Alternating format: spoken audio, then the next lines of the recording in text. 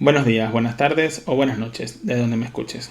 Hola, soy José Gregorio, un médico venezolano que actualmente está viviendo en España, apasionado de las inversiones y los bienes y raíces.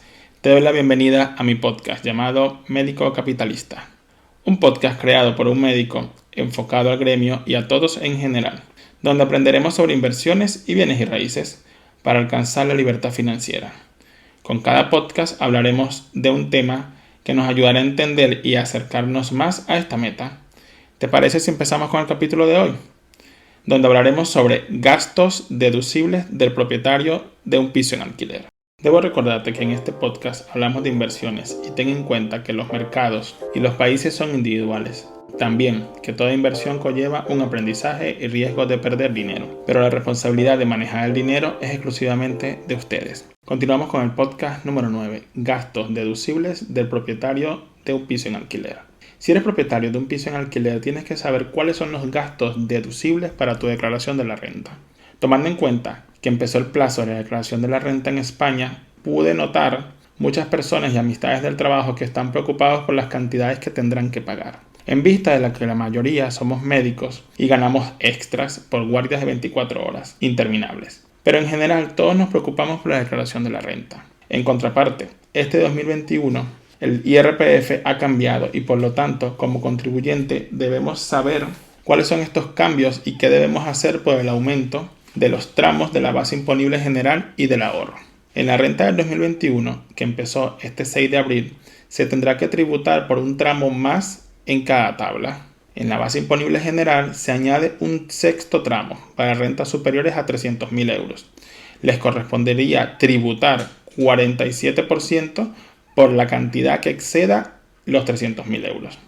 En la base imponible del ahorro se añade un cuarto tramo que correspondería a las ganancias mayores de 200.000 euros, que pagarán un IRPF del 26%. Entonces, ¿cuál es la función como tal del IRPF?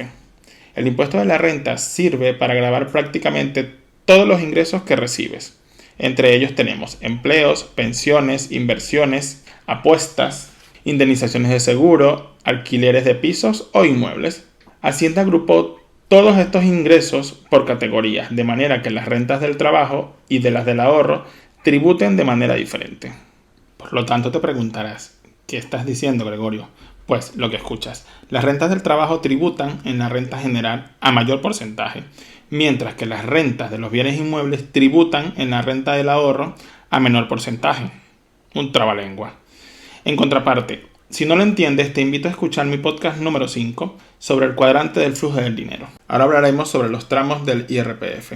Hacienda refiere que es progresivo y por eso divide los ingresos en tramos y porcentajes a cada uno de ellos. Es algo lógico. A cuanto menor ingreso, menor porcentaje pagarás al Estado en tu IRPF. ¿Esto quiere decir que Hacienda nos quiere viviendo en austeridad? ¿O nos incentiva a no depender exclusivamente del empleo, que paga los más altos impuestos, y empezar a emprender para tributar menos? Nuevamente estamos hablando del cuadrante del flujo del dinero. ¿Qué quiere decir Hacienda con progresivo en los tramos del IRPF? Para entenderlo tenemos que empezar sabiendo cuál es nuestro ingreso y de dónde proviene, del empleo, por cuenta ajena, por autónomos, inversiones en la bolsa o bienes y raíces. Tenemos que ubicarnos en el tramo correspondiente. Primer tramo, ingreso de 12.450 euros anuales. Aportará al IRPF el 19%. Esto es un total de 2.365 euros a la hacienda pública. Así sucesivamente. Lo hace progresivo. Los tramos de la renta son solo una clave de las retenciones del IRPF en tu nómina. Por eso siempre invito a ver y saber cuánto es su IRPF en la nómina del empleo a mis oyentes. En consecuencia, estas retenciones son un dinero que Hacienda te quita todos los meses de tu sueldo, como previsión de lo que tengas que pagar al hacer la declaración de la renta. Entonces, tenemos unas tablas donde hay 6 tramos, desde 0 a 12.450. Pagaría un 19%. Desde 12.450 a 20.200. Pagaría un 24%. Desde 20.200 a 35.200. Pagaría un 30%. Desde 35.200 a 60.000 euros. Pagaría un 37%. Desde 60.000 euros a 300.000 euros pagaría un 45%. Más de 300.000 euros pagaría un 47%. Como puedes notar, los tramos del IRPF son relevantes para decidir cuántos impuestos debemos pagar en la declaración de la renta. Hacienda utiliza además otros datos para tus retenciones aparte de tu sueldo. Esta información te la debería solicitar tu empleador todos los años con el modelo 145, tomando en cuenta contrato laboral, situación personal, hijos a cargo, casado o soltero, ascendentes a cargo mayores de 65 años. Con estos datos, Hacienda calcula cuánto tendrás que pagar en la renta anual. Mi consejo personal: consigue un gestor que pueda asesorarte y guiarte en tu declaración de la renta. No hagas como muchos conocidos que pagan 50 euros en el mes de abril para que le hagan la declaración de la renta, o hacen el borrador de la página de Hacienda.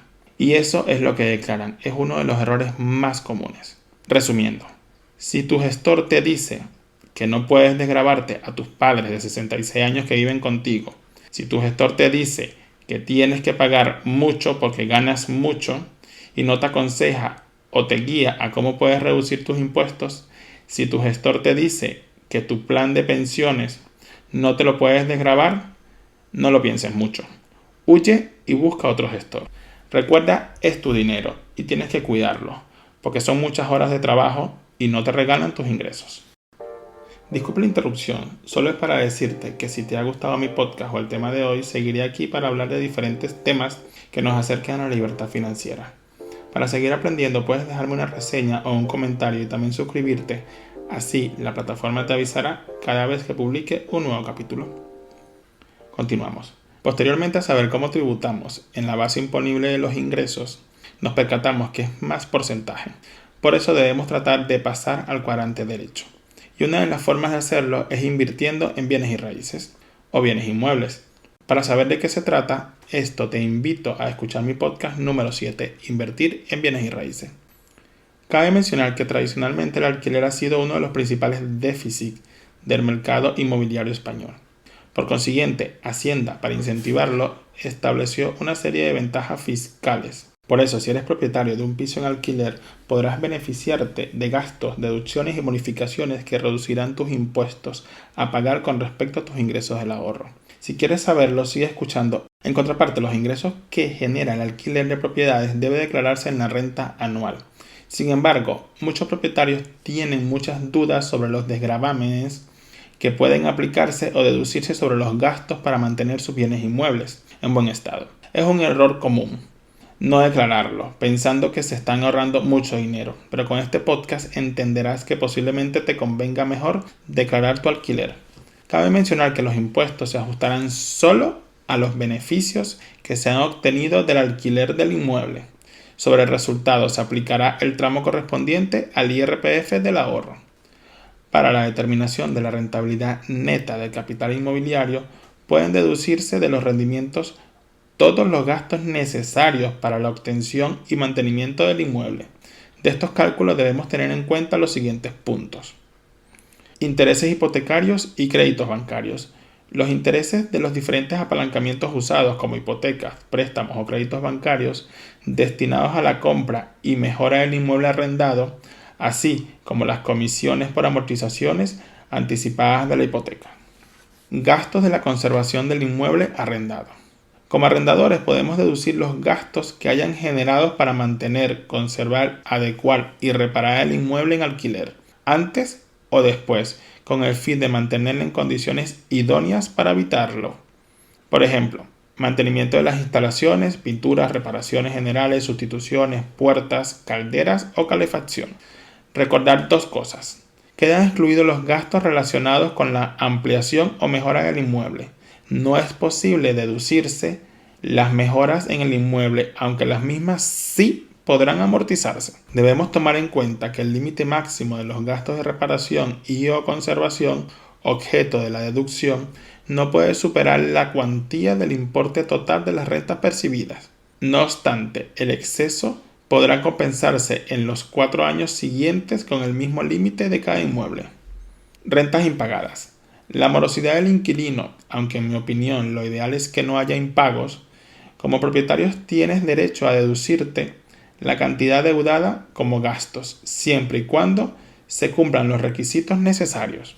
Estos requisitos son: el deudor se tiene que encontrar en situación de concurso y que hayan pasado más de 3 meses entre la primera reclamación o gestión de cobro. En el caso de que el inquilino abone el importe impagado, este deberá declararse en la próxima declaración de la renta. Tributos municipales. Se define a cualquier impuesto o tasa que incida sobre la vivienda. Generalmente son IBI y tasa de recolección de basura. Debemos tener en cuenta que para poderlos deducir de la renta no tienen que estar pagados aparte por el inquilino. De ser así, no podrían deducirse de la declaración de la renta estos tributos. Contrato del alquiler. Cabe mencionar que algunos conocidos realizan sus contratos o adquieren los preestablecidos en Internet. Aunque no digo que sea mal, sino, como mi consejo personal, será hacerlo lo mejor posible. Y lo ideal es contratar un abogado que lo realice de acuerdo a las condiciones particulares de cada propietario e inmueble. Debemos recordar que esto es un negocio y es nuestro activo, que está en juego y debemos protegerlo lo mejor posible. Por lo tanto, si podemos desgravarnos los gastos derivados de la formalización del contrato del alquiler y defensa jurídica sobre los bienes, debemos aprovechar esta ventaja, así como lo hago yo. Si quieres saber de mi abogado, escríbeme un correo o déjame un comentario y lo pondré en contacto contigo para la asesoría de tus contratos de alquiler y así proteger tus activos e inmuebles. Comunidad de propietarios. Por supuesto que los gastos que se hagan en la comunidad siempre que sea el propietario quien los asuma. Destacamos que si el año de la declaración de la renta se ha tenido un gasto extra o derrama en la comunidad de vecinos, se debe y se puede indicar en la renta. Pagos a terceros. Se incluyen servicios de porteros, jardinería, personal de vigilancia, administración e inmobiliarias, etc. Suministros y servicios. Debemos resaltar los básicos: agua, luz y gas, recordando que siempre que los pague el propietario y tenga cómo probarlos, podrá declararlos en la renta. Conservación del inmueble. Estos son repercutibles en la renta del alquiler, como reparaciones de electrodomésticos, aire acondicionados, calderas, radiadores, etc. Seguros contratados. Cuando empecé en el mundo de los bienes y raíces, muchos inversores opinan de forma controvertida con respecto al seguro de impagos o protección del alquiler. Están los proseguros y los contraseguros. Pienso que esto es un negocio y tu activo está en juego. Ejemplo, una amiga muy cercana duró 2 años sin percibir ingresos por un inquilino que literalmente la engañó. Alquiló su piso, pagó 2 meses y posteriormente dejó de pagar. Duraron, imagina, casi 2 años con problemas legales, preocupaciones, citaciones y correr con los gastos, no solo del préstamo hipotecario, sino de los servicios básicos del inquilino, y no obstante la posible destrucción de tu propiedad, hasta que al final lo recibes. Es de mencionar que las leyes tan cambiantes del gobierno de España, más la pandemia, podríamos decir que están beneficiando a este tipo de personas. En contraparte, si puedo desgravarme los gastos derivados del seguro de hogar, seguro de vida y seguro de impago, no veo la excusa de no realizar un seguro de impago y así poder dormir tranquilos y evitar quedarnos sin ingresos si llegara a suceder algo como una ocupación de nuestros inmuebles, sabiendo que estaré protegido y recibiendo mis pagos mensuales por los meses del contrato del alquiler o del seguro, y que además el seguro se encargará de los trámites de desocupación de mi inmueble. Amortización del inmueble. Debemos considerar de gastos deducibles este término, correspondiente al inmueble alquilado. Esta deducción viene determinada por Hacienda y corresponde al 3% anual sobre el valor catastral y coste de adquisición satisfecho, sin incluir el valor del suelo. Cabe mencionar que en mi caso alquilo el piso con bienes muebles y Hacienda me permite amortizarlos en un 10% cada año. Es otro beneficio de las inversiones en bienes y raíces. Todos estos son gastos que podemos deducirnos de nuestra declaración de la renta de los beneficios del alquiler. Ahora, ¿cuáles son los documentos justificantes para Hacienda? Como propietario debemos guardar toda la documentación de los gastos a deducir, ya que es posible que la agencia tributaria te puede solicitar justificantes durante los 4 años posteriores. Estos documentos son facturas por reparaciones u obras para mejoras del inmueble alquilado, recibos por el pago de suministros y gastos de comunidad, recibos por el pago de la hipoteca con el detalle de los intereses factura por el pago de seguros contratados. Consejo personal. Si tienes muchos inmuebles en alquiler, compra una carpeta con anillo y folder de plásticos. Y así organizar tus propiedades y tener todo a la mano. Sobre todo las facturas de los gastos que irás acumulando en el transcurso del tiempo. Tributación del alquiler de la vivienda.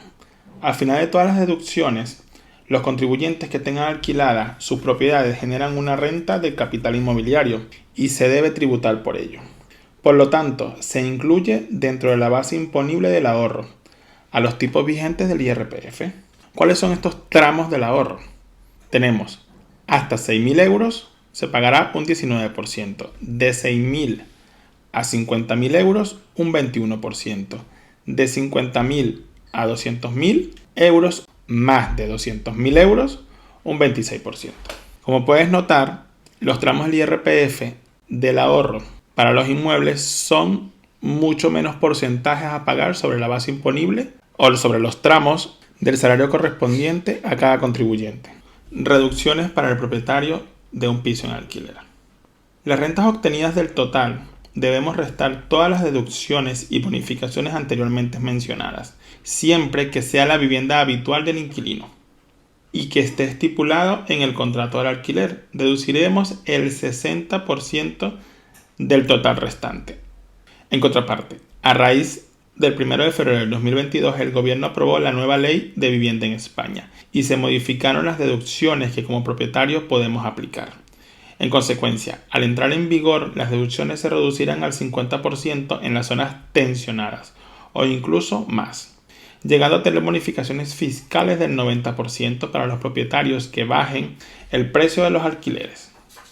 En resumidas cuentas, bonificación del 50% en caso de que bajen el precio del alquiler al menos un 5%. Bonificaciones del 70% al alquiler a jóvenes de 18 a 35 años o por nuevos contratos con mejoras y rehabilitación. Bonificación del 90% si se producen en áreas tensionadas. La ley del IRPF prevé una reducción del 30% que se da si el arrendador recibe los ingresos de forma muy irregular durante un periodo superior a 2 años. Ejemplo de deducciones de un propietario de un piso en alquiler. Vivienda adquirida por 55.000 euros. Debemos revisar la tasación donde encontraremos los valores del suelo y el valor catastral. En este caso tenemos un valor de construcción de 44.964,47 euros. Tenemos un valor catastral de 36.315,14 euros. Por el 3% de deducciones daría un total de 1.089,45 euros. Valor del suelo, 19.915,31 euros. Por el 3% daría un total de 597,45 euros. Este resultado será el total de las deducciones de la amortización del. Sin embargo, cuando la amortización acumulada alcance el valor de construcción, ya no podrá deducirse más gastos por este concepto. Cabe mencionar, en el caso de que la vivienda no haya estado alquilada durante todo el año, los gastos se prorratean en función al tiempo del alquiler, tanto los gastos deducibles como la amortización. Ejemplo de reducción por alquiler. Además del alquiler neto obtenido, debemos tomar en cuenta los gastos deducibles y la amortización que se aplica a la reducción correspondiente del 50 o del 60% cuando el inmueble alquilado sea la vivienda habitual del inquilino. Tenemos un alquiler de 400 euros mensuales. Nos dará un ingreso total de 4.800 euros anuales. Debemos restar los gastos deducibles, que en este caso serán 2.086 euros, más la amortización de 1.089 euros, dando un total a restar de 3.175 euros, obteniendo un rendimiento neto de 1.625 euros al año. La reducción del 60% nos dará un ingreso de 975 euros y vamos a declarar un rendimiento solo de 650 euros. Este rendimiento se suma a tu base imponible del ahorro. En consecuencia, una vez que tenemos el total, tomaremos en cuenta todos los gastos que podemos reducir, más la amortización y la reducción del 60%. Veremos que en este caso el importe del alquiler son 4.800 euros al año. Pasaría a 650 euros, podemos notar el ahorro fiscal es considerable y si estás en matrimonio a gananciales se divide a mitades. Lo mejor de todo es que podríamos repetir estas mismas acciones tantos como pisos o propiedades tengamos en alquiler. Es de mencionar que amistades piensan o están convencidos que cuando tengan la declaración como contribuyente los ingresos por alquileres de los inmuebles les subirían la factura con la agencia tributaria o nos asfixiarán. Por esta razón he realizado este podcast para que conozcan que se puede incluir una serie de gastos totalmente deducibles que aminoran la declaración de la renta. Muchas gracias por escuchar mi podcast. Hasta aquí el episodio de hoy. Este capítulo me enfoqué en las principales deducciones y reducciones del ingreso del alquiler como propietarios. Podemos notar que si hacemos la declaración de la renta de los ingresos tenemos algunos beneficios. No te pierdas el próximo capítulo de mi podcast donde hablaremos mito sobre los varios pagadores y la declaración de la renta. Hasta el próximo episodio del Médico Capitalista.